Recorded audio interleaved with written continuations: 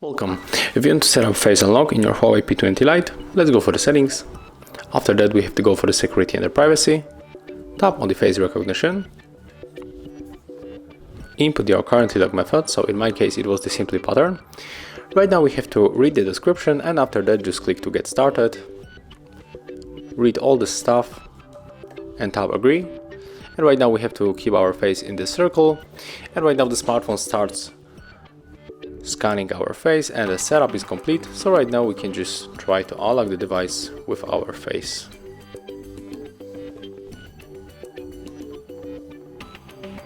And as you can see, it is working, so right now we can just simply swipe to open.